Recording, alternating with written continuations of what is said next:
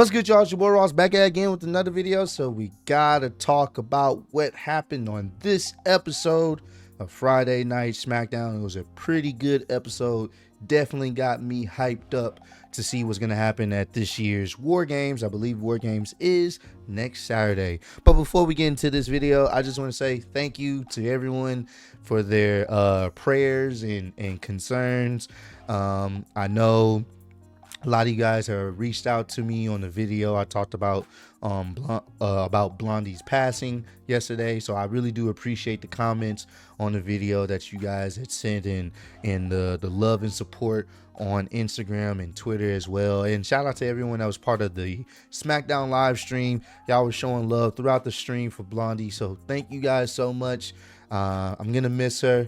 She's one of the best dogs a person can ever have. She was a family member to us all, and I'm glad that I was able to, be able to show Blondie off to y'all, and y'all can at least see her a few times, whether I was recording or streaming. Y'all were able to see her and know that she was well taken care of. So I love you, Blondie. I'm gonna miss you, but thank y'all so much for that. But we got to talk about what happened on this episode of SmackDown. So we started off the show with this new formation of the Bloodline for Wargames, with Bronson Reed being at the helm now, and this Bloodline looks pretty formidable. They look good out there.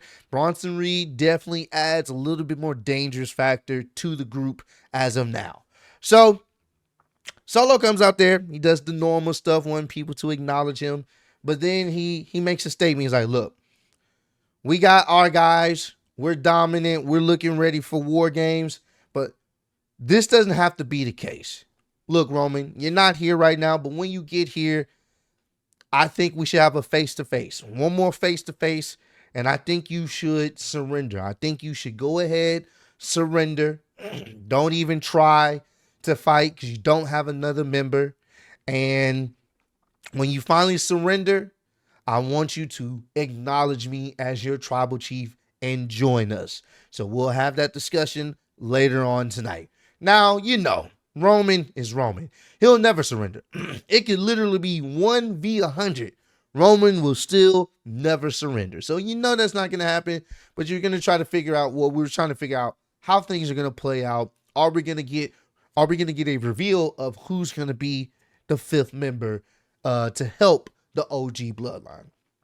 So after that, they were setting up the United States, the Women's United States tournament, one of the triple threat matches, and Bianca was involved as well as Chelsea Green. And midway through the match, Bianca looked like she's about to potentially get the win. She was getting pretty good momentum throughout the entirety of the match. You cut to the back, and you see Jade Cargill completely destroyed. Like, she was smashed on top of a car on the windshield. The windshield's broken. She's smashed on top of it, face bruised up. She got packed up. If you guys remember when Big Show pretty much threw Kurt Angle off the balcony to the concrete floor, that's exactly how Jade Cargill looked. So, of course, Bianca was trying to figure out what's going on, and she was conflicted, but she went to go check up on her friend, her partner, because essentially, I mean, that's her friend, that's her partner. She got packed up, got, sent to the gulag. So she's trying to figure out what's going on. And ultimately, because of that, Chelsea Green ended up winning this qualifier match to a good crowd reception. A lot of people were big on Chelsea Green. I've been seeing it on social media, and I've even seen some people say they would love for Chelsea Green to make it to the finals and actually be the inaugural United States champion, the Women's United States champion. So y'all let me know how y'all feel about that. I actually wouldn't have a problem with it. I actually wouldn't. If they are to do something of that magnitude, actually give her a win, I don't think anyone would complain. I think it will be a pretty good situation for her. So we'll see if that happens. After that, they end up cutting back to the chaos backstage. They ended up putting Jade in the ambulance, and you had Naomi and Bayley trying to figure out what's going on. And Bayley's trying to figure out what happened, and she like, "You're not my friend. Don't even worry about it. I gotta go with her. I don't know what's going on."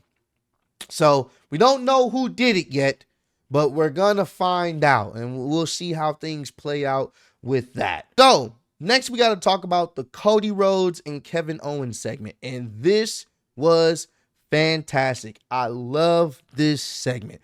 Anytime Cody comes out there with a jumper on, some sweats and some kicks, you know he's ready to fight. He ain't there to talk. He ain't have his political suit on. He was ready to throw some hands. So I love that. So before he goes out there, Nick Aldis like, look, I don't know where Kevin Owens is. I don't think he's in an arena. He's like, nah, we gonna find out where Kevin Owens is. So he goes out there. He's very serious. Gets the microphone. He's like, Kevin, where are you, bro? Come on out. I know you here. Come on out. Let's talk. We gotta talk. Finally, Kevin Owens comes through the crowd, and he's like, look at this. Look at this. You wanted me to come out here because the great Cody Rhodes wanted me to come out here. I even came out here dressed up because I was expecting you to be dressed up in your political suits. And Kevin Owens had like a sleeveless t-shirt, but it had the suit on it. Thought that was hilarious. And I like the fact where he's like, hey, man, that's cool. You're talking all the way over here.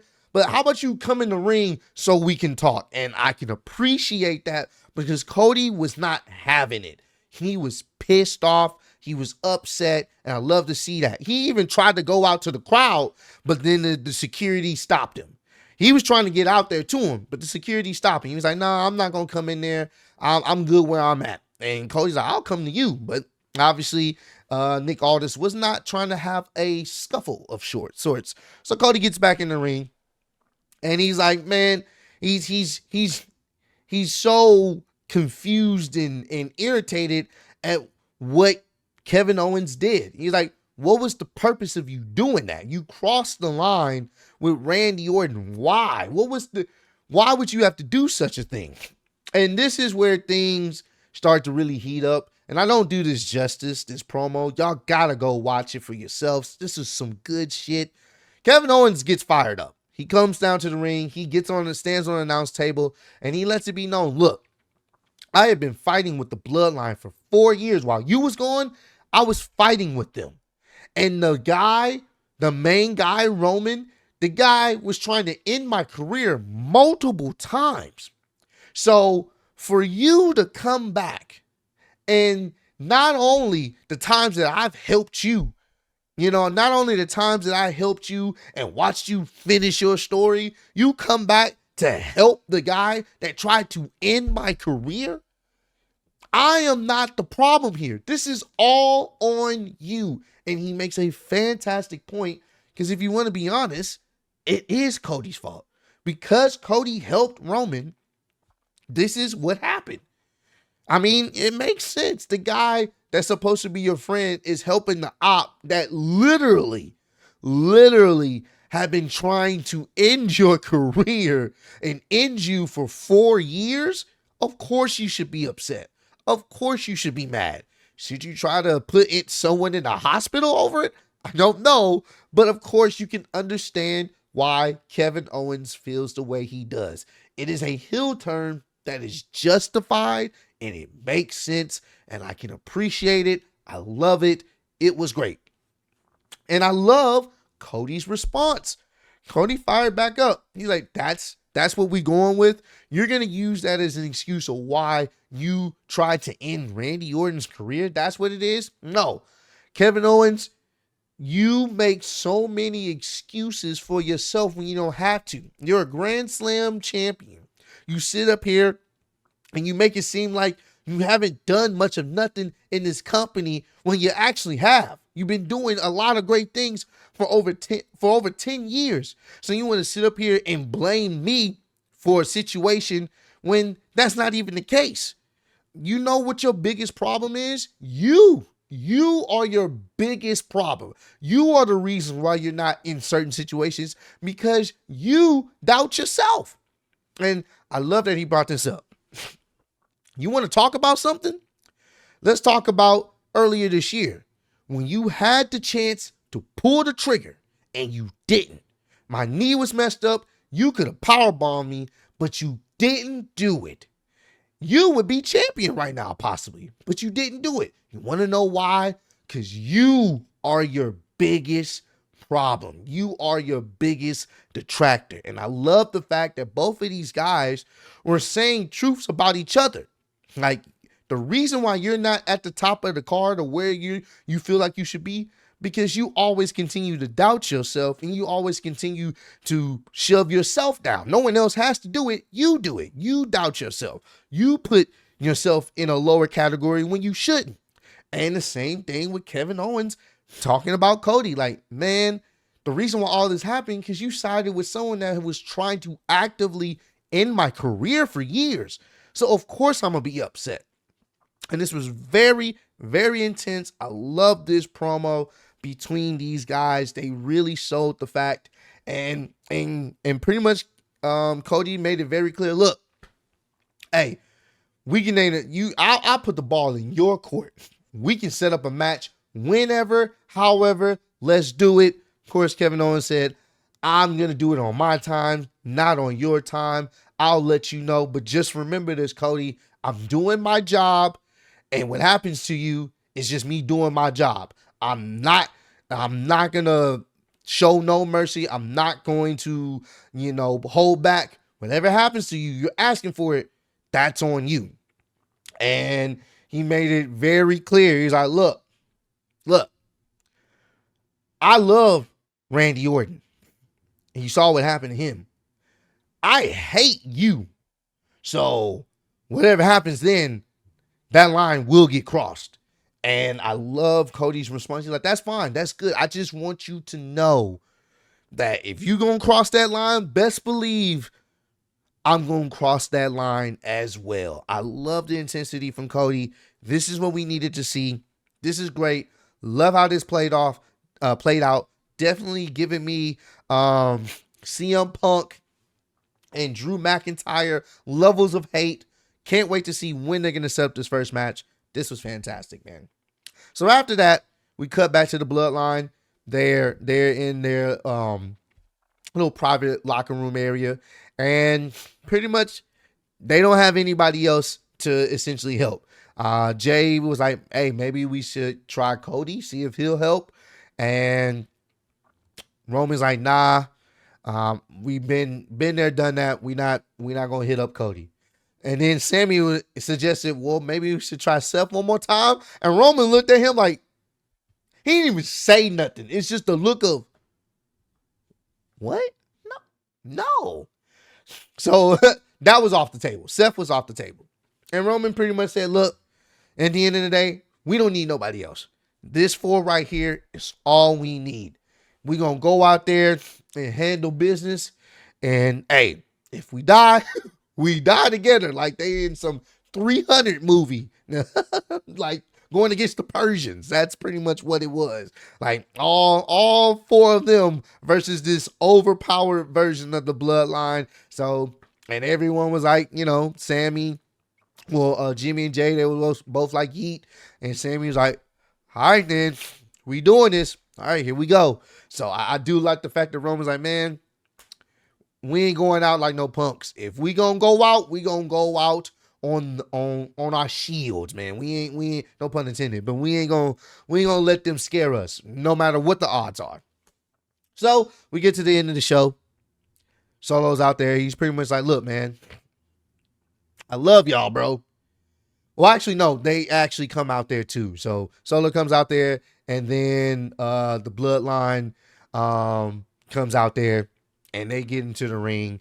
And pretty much Solo's like, look, I love y'all, bro. I love all 4 of y'all.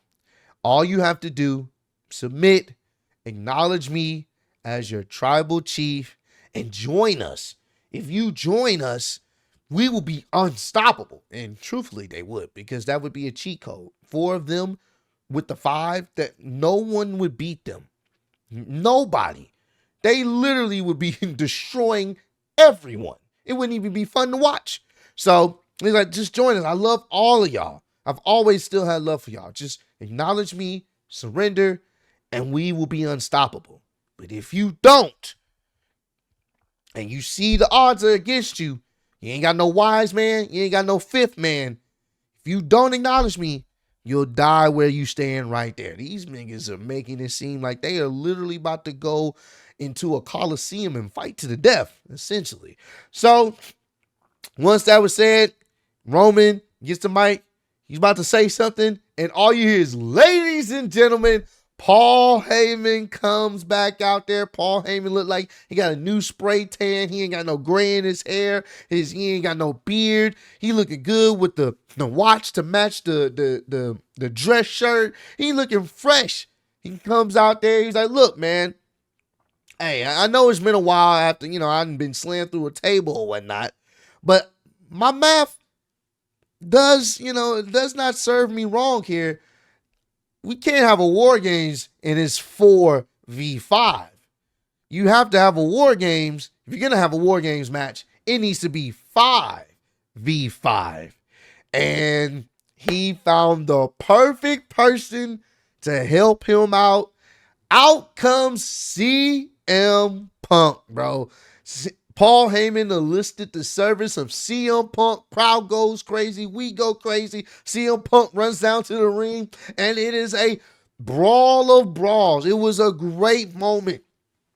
Fantastic moment. Such a cool moment to see CM Punk out there getting it in with the Bloodline, and he is the 5th member for the OG Bloodline. After they dispatch everyone, you can see Roman and CM Punk looking at each other. Then the Tongas come in, try to sneak attack them, but CM Punk ends up hitting the GTS. Roman ends up hitting the spear, and you see them once again look at each other. After everything is settled, they're looking at each other, and Roman's like, what are you doing here? And CM Punk, you can hear him mouth, saving your ass, pretty much. And you can tell Roman is not too particularly happy that CM Punk is out there. But CM Punk makes it very clear. It's like, I'm not doing this for any of y'all. I'm doing this for him. He asked me to. Such a cool visual with Paul Heyman smirking as always between Roman Reigns and CM Punk. You had a holy shit chant. This was crazy, bro. This was fantastic. I called it in my video earlier this week. I did think CM Punk would probably be the better stand-in, and it definitely was. The story they can easily tell from this, it's going to be so fantastic. I can't wait to see their interaction in the Hell in a Cell, like how things are going to go, because there's that tension there, and the only thing that's holding them somewhat together is Paul Heyman. Paul Heyman is the bridge between Roman and CM Punk.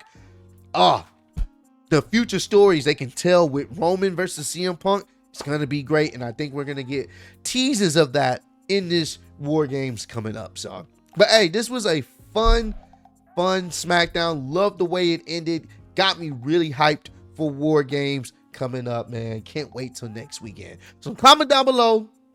Let me know what was your favorite part of tonight's episode, what you rate the show on a scale of 1 to 10, and are you guys just as excited as I am for what's going to happen at War Games and how things are going to play out? And also, do you think Seth Rollins will have a problem about this? Possibly, because they were asking him, even though he did say no, but to pick CM Punk, do you think he would have an issue with it? We'll see. But I appreciate all the love support y'all showing on the channel. Road to 150K. Appreciate y'all kicking it with me. See you on the next one. Peace.